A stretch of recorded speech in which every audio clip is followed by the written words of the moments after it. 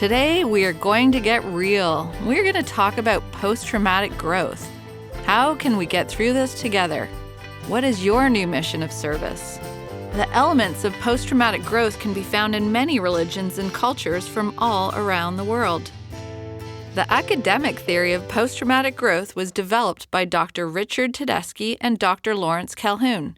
Dr. Tedeschi is a professor emeritus at the University of Carolina in Charlotte. He is a faculty member on the Posttraumatic Research Group and is also a distinguished chair at the Boulder Crest Institute for Posttraumatic Growth. He joins us today from Charlotte, North Carolina. Welcome to the podcast, Dr. Tedeschi. Thank you very much. I'm happy to be here. How did you get involved in researching post-traumatic growth? Well, do you want the long story or the short one?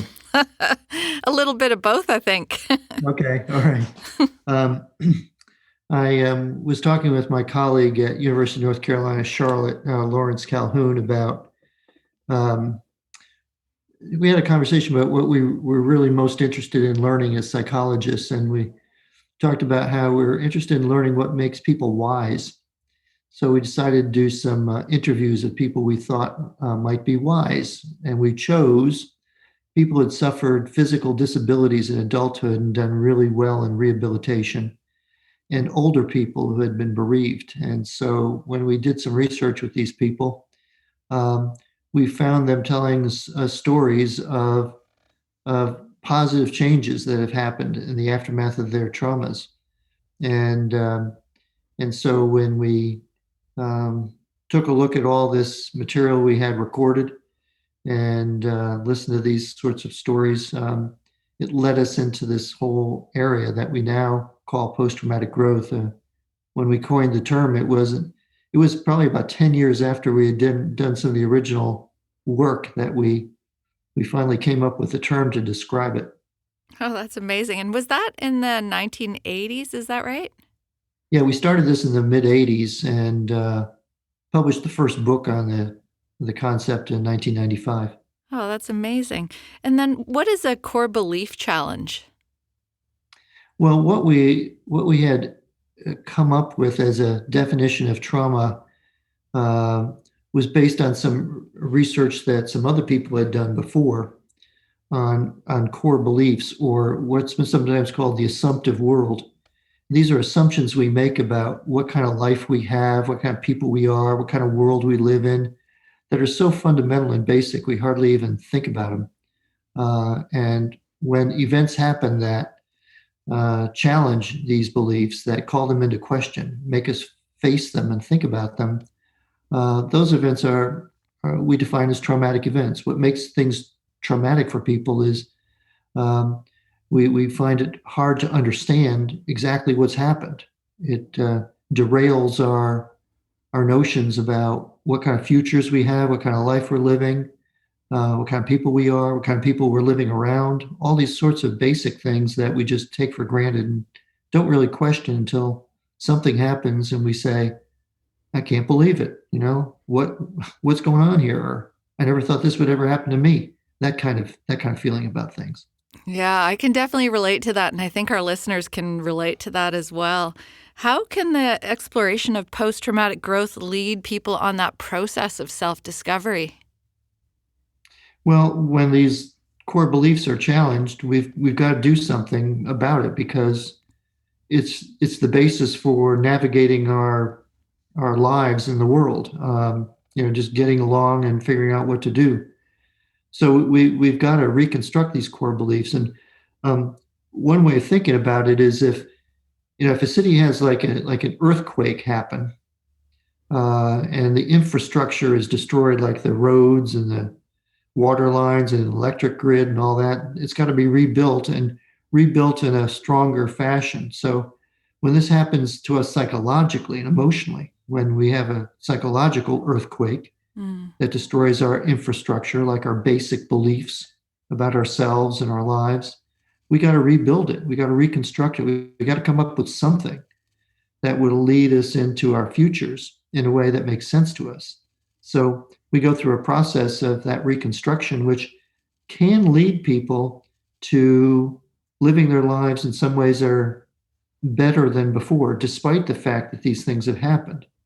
So it becomes a combination of recognizing that you've been through something terrible that you might never have wanted to have happen, but in the aftermath, finding a way into living life that you recognize as better in some ways.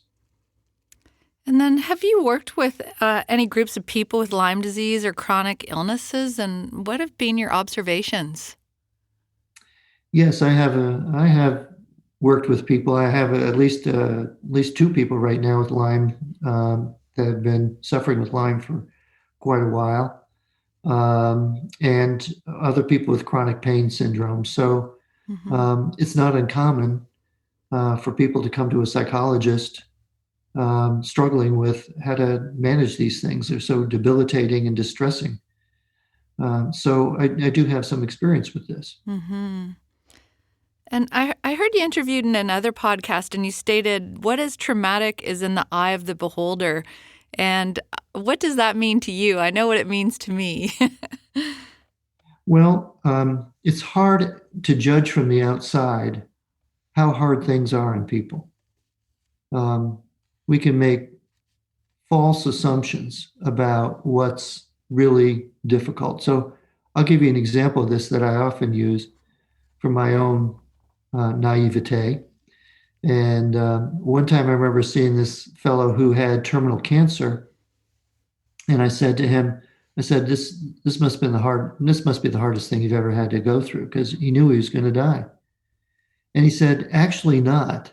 He said, actually, my divorce was much harder than this. Hmm.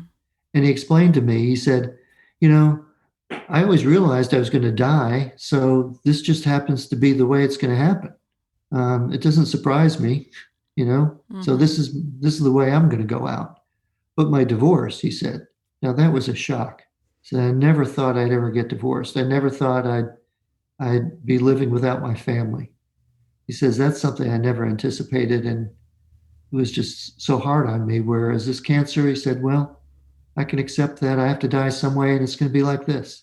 Wow, So just the cancer did acceptance. not challenge his basic assumptions, his core beliefs, because he Mm-hmm. said, "Oh, this is how everyone has to die, and this is how it happens." So for him, it was understandable, but the divorce was something else. Wow. Do you see similarities in post-traumatic growth across different groups, regardless of what the cause or the event might be? Absolutely, we have found that the process of growth and the outcomes of post-traumatic growth are very similar, no matter what is the trigger for it. Um, Now, that's not to say that everybody shows post-traumatic growth is very much the same, because their versions of post-traumatic growth may differ from person to person. And we've described 5 different areas of growth that people tend to report, and some people are showing changes in one of these areas. Some people in all 5, all different combinations. So people are different, but the process and the outcomes are very similar, despite the kind of traumatic events. And the events can range from, like we're just talking about, a serious illness, the death of a loved one, uh, combat experiences, natural disasters, being a victim of crime, all kinds of things. Um, but the traumatic event is traumatic because it shakes up the core belief system and sets people on a kind of a course of change. And what happens in the aftermath of the event is what we are focusing on here. And the aftermath bears some similarity, no matter what the event might have been that set things off. How have you seen people survive a health crisis or chronic illness and emerge stronger?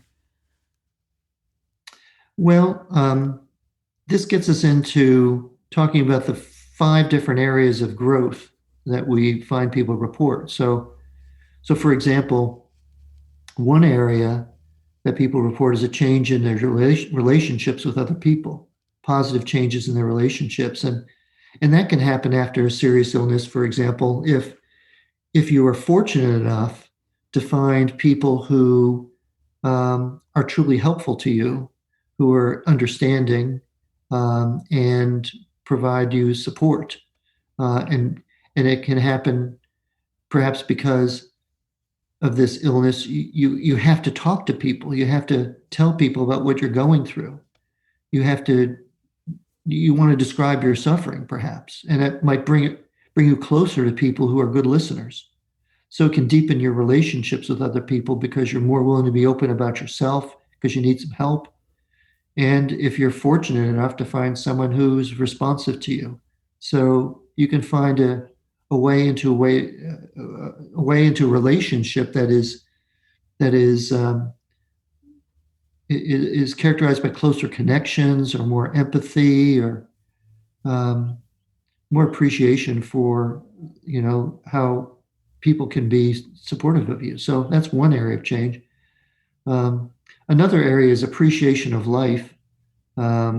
Is where you don't take the small things for granted anymore. When you're close to losing certain things, maybe you appreciate some small things, or maybe when you can't do some things that you used to be able to do, maybe appreciate more the things that are left for you that you still can do. So, for example, if you have um, some of the difficulties that come as a result of suffering Lyme, maybe you have to focus on some smaller things that you had taken for granted before, and those things become more precious to you. Oh, I really love those examples, especially how it affects the change in our relationships. Another thing that we sometimes see in the aftermath of trauma is a greater sense of personal strength. That people say, if I can handle this, I can handle anything. So again, someone with a chronic illness, might come to that conclusion and say, well, I'm going through a hellacious experience here, but I am dealing with it. So I must have some real strength to be able to manage all this. So more of a recognition of your own personal strength may be part of this as well. Um, and then there's two other areas. One is we call new possibilities, and that is sometimes traumatic events shut down the ways we usually live, and we are kind of forced to look at what to do instead. So again, if you have a chronic illness and you're not able to do some of the things you used to do, maybe you have to think of some other possibilities. So, for example, I was working with a fellow who had a couple strokes. He was in his mid-50s, and after his second stroke, and he had rehabilitated from these pretty well.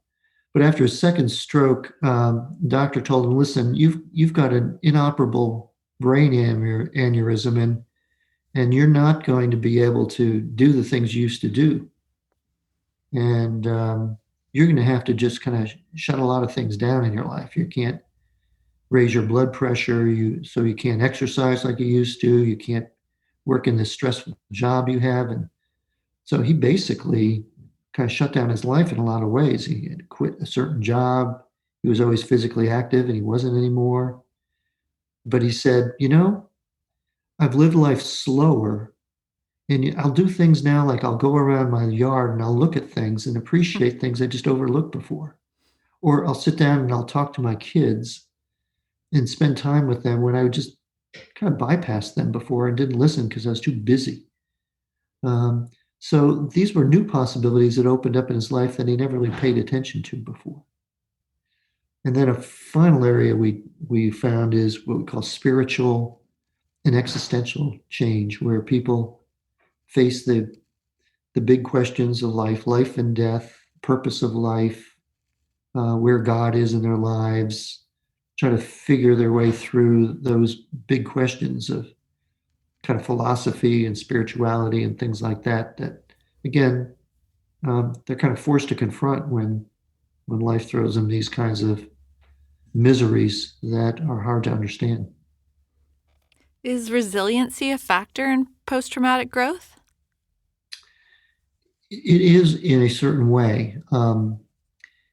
We're just talking about how post-traumatic growth comes after a challenge to the core belief system. Um, Resilient people have core belief systems that are able to absorb whatever it is that they're going through. So resilient people they don't show post-traumatic growth. It's almost like they're sailing through things without too much trouble. Um, but uh, core belief systems uh, produce a struggle that leads to post-traumatic growth. So post-traumatic growth is a struggle. It's not an easy thing, and it comes because people are really challenged because they've had the psychological earthquake I was talking about. Mm-hmm. So, so as a result of the struggle and the reconstruction of a core belief system that works better, people can become more resilient, but they have to go through the struggle to get there. So resilience can be an outcome of post-traumatic growth when you have a core belief system that's more capable of absorbing future shocks. Mm-hmm. For our listeners some of them have endured years of pain and illness, are there examples of resources or training that they could go to learn more about post-traumatic growth? Well, there is a workbook that I've published together with my colleague Brett Moore, and it's the Post-Traumatic Growth Workbook, and it's available from New Harbinger Press or on Amazon. And what we do there is we just kind of lay out the whole process and guide people through the process through the workbook. And there's a lot of different exercises in there and things that can allow people to reflect. So that's one resource.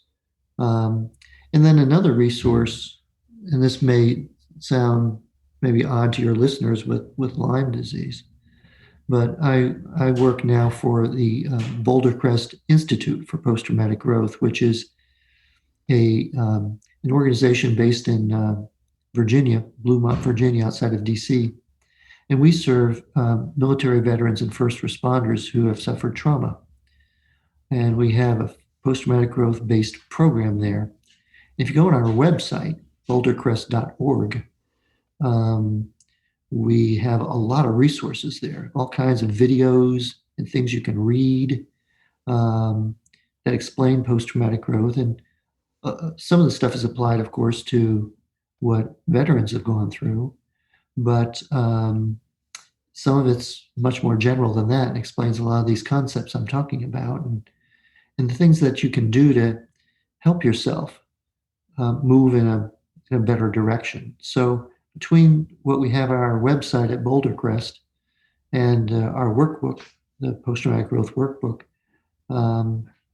those are two good resources. And we've also published a book just earlier this year, or last year actually now, called Transformed by Trauma, Stories of Post-Traumatic Growth. And we published this out of Boulder Crest, a series of interviews which illustrate post-traumatic growth and family members of combat veterans and combat veterans themselves that we've worked with. So those stories and interviews kind of illustrate a lot of the things I'm talking about today. So that's a book meant for the general reader, which explain these concepts of post-traumatic growth in these series of stories. So Transformed by Trauma, again, you can get that on Amazon. So that's another way to learn more about this idea. Great. Well, we'll post all the links to those on our website. I just want to go back to Boulder Crest Retreat for a moment because I really did learn, I loved learning about the program that you're doing there and how you're serving veterans and first responders. And I mean, there were a couple things that really resonated there for me. And part of it was how you're working with them to really help them find their next mission and that, Yes. their next mission being a mission of service. And I also really I took a quote out of there, which was, you just haven't been trained to struggle well. And I think that's such an important reframing of the mindset. Yeah, we at Boulder Crest believe it's really important for people to find a way to take the suffering that they've been through and to make something of it that benefits other people as well as themselves. And I think you do see that in a lot of people who suffer from chronic illnesses. I mean, you may become more empathic towards other people who have gone through what you have, and want to do something to help other people and make use of your journey, so that it's not just yours, that it's more meaningful or purposeful than that. So we help people establish some way to do that, either in maybe more private ways within their families or with their friends in their neighborhoods, or sometimes more public ways, through working in their communities or other organizations, or even sometimes founding their own organizations. So there's a lot of ways to be of service, but it feels so good when you take something that's difficult and you decide that there's something to this that I can share with other people, so that it's not all in vain. And then if you still have to suffer through some symptoms and difficulties yourself, you can remind yourself, it's not all for naught. There's something coming out of this that's worthwhile, not only for me, but for other people. Wow, the original name for my podcast was actually Making It Meaningful. Oh, really? Yeah. Yes. So you get it. You know what I'm talking about. Totally, entirely. Yeah. Do you have any other closing comments for our listeners and their families who might be stuck at home and chronically ill? Well, right now, a lot of people are stuck at home for other reasons, true. right? Yeah, we do have that shared experience, all of us right now. Yeah, that's right. That's right. So maybe because of that, other people be a little bit more understanding of the situation for people who have chronic illnesses. I hope so. I hope so. But I think I would want you to recognize that there are ways that you can take this experience and make something of it, as you say, as meaningful or purposeful.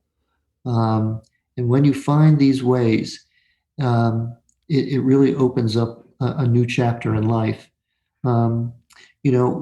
We're all kind of writing our autobiographies. We have a sense of how we got to be where we are and the story of our lives and whatnot. And you've got to think ahead to the next part of this story and think about some possibilities where it can be positive and even inspiring in a way. And don't let it be just an ending here that has nothing to it but pain. You got to think ahead to these other possible stories that can represent the further chapters of your own life. That is beautiful. Thank you so much for your time and your expertise, Dr. Tedeschi. Thank you. It's been a pleasure talking to you. Thank you very much.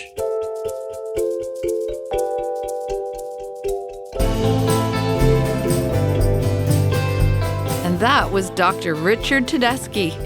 That was an amazing conversation, and I really loved the idea of this psychological earthquake that some of us encounter. And then how can we reconstruct this? How can we work through our core belief challenges? Stick with us, everyone, and let's learn how to struggle well together. That's another podcast of Looking at Lyme. I'm your host, Sarah Cormode. Stay safe in the outdoors.